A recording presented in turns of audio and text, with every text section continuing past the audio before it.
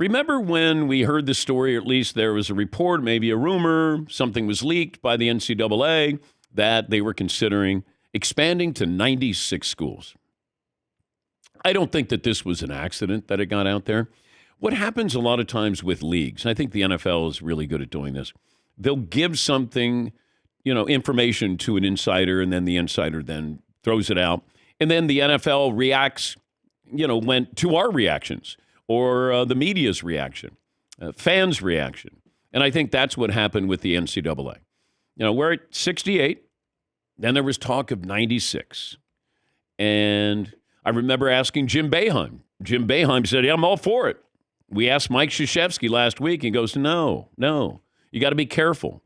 You don't want to ruin, you got a great thing going here. This is what I think will happen. 96 isn't going to happen. Not now. But let's say they added 4 more play-in games. I don't think anybody would be upset at that. Right?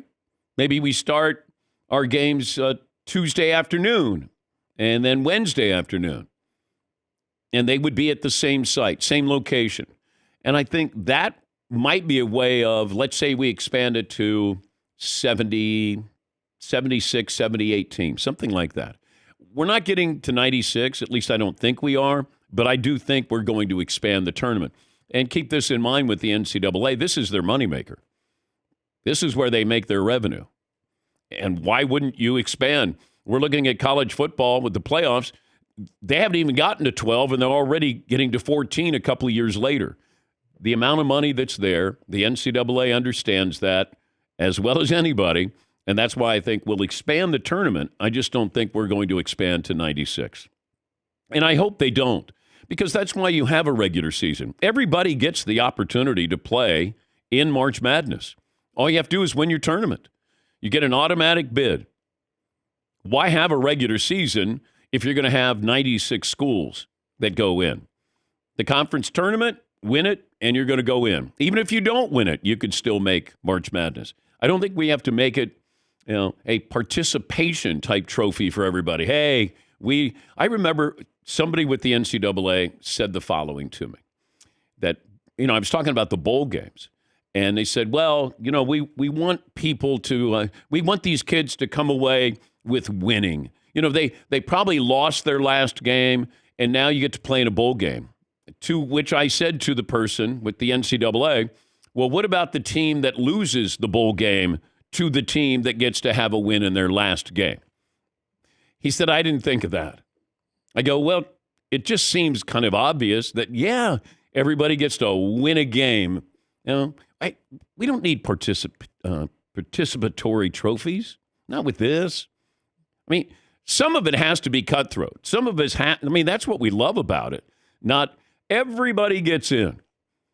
You got St. John's upset, Seton Hall upset, Pittsburgh's upset. They want to get in. And at what point do you go, hey, you can't complain? If you get to 96, I don't want to hear any school saying, we got jobbed here.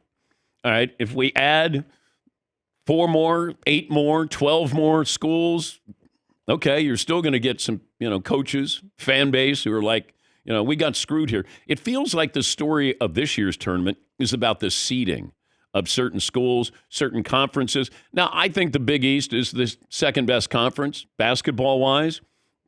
Do I only get 3 schools out of there? I think that's unfair.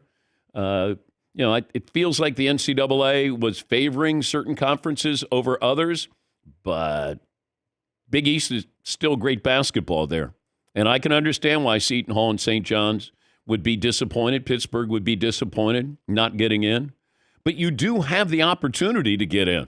Like, if Seton Hall wins a game, Seton Hall is in the tournament. St. John's, they took Connecticut as, far as they could and lost a close one. Yeah, Seton. It is interesting, to the expansion point, in that you can have a team that doesn't get in that still beat the number 1 overall seed and beat Marquette, who's a 2 seed, and beat St. John's twice, and they still aren't good enough to get into the tournament. I guess it speaks to the parity to some degree. Yeah, and that's what they want. I mean, they want the fact. I don't think that they want a number one overall seed that everybody thinks is going to win again.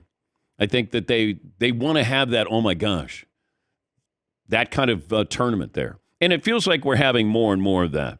You know, people said Providence should be in. That's another Big East. Indiana State, Oklahoma. You know, I get it. But, you know, at what point do you say it's about you, not about the selection committee? But I do think that we'll expand. We always expand in every sport, and we'll do that with March Madness.